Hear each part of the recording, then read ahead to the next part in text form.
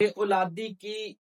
بہت ساری وجوہات ہیں، لیکن آج میں جس وجہ کی بات کر رہا ہوں،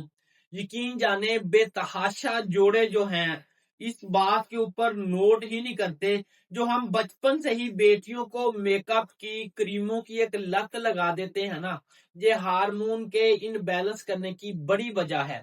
جیسے دیکھیں، اگر آپ بچپن سے بیٹیوں کو کریموں کا یا میک اپ کا استعمال کرواتے ہیں تو سکن کے اوپر بار بار دانے نکلتے ہیں، یا فیس کے اوپر بال آنا شروع ہو جاتے ہیں، یا باڈی پوری کے اوپر ایچنگ یا دانے نکلنا شروع ہو جاتے ہیں، سورائسس بھی بن جاتی ہے، جو بھی وجہ ہے، اگر آپ باہر سے ہی صرف علاج کرتے ہیں کریموں کی صورت میں،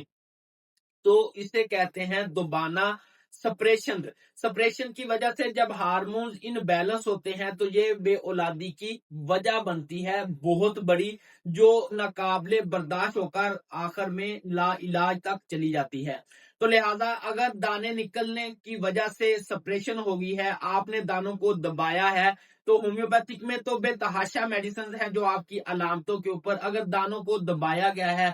تو پلسٹیلا کی بڑی علامتوں میں سے ہے، اگر بار بار دانے نکلنا شروع ہو گئے ہیں تو پھر یہ بوگسٹا کی بڑی علامتوں میں سے ہے، اگر چہرے کے اوپر بال آنا شروع ہو گئے ہیں تو یہ سٹیفیا کی بڑی علامتوں میں سے ہے۔ لہذا اگر خدا نخواستہ آپ بے اولاد ہیں تو ادویات سے پہلے اپنی پوری ہسٹری دیکھیں، پھر ہومیوپیتھک ڈاکٹرز کے پاس جائیں، انشاءاللہ ہومیوپیتھک آپ کو مایوس نہیں کرے گی۔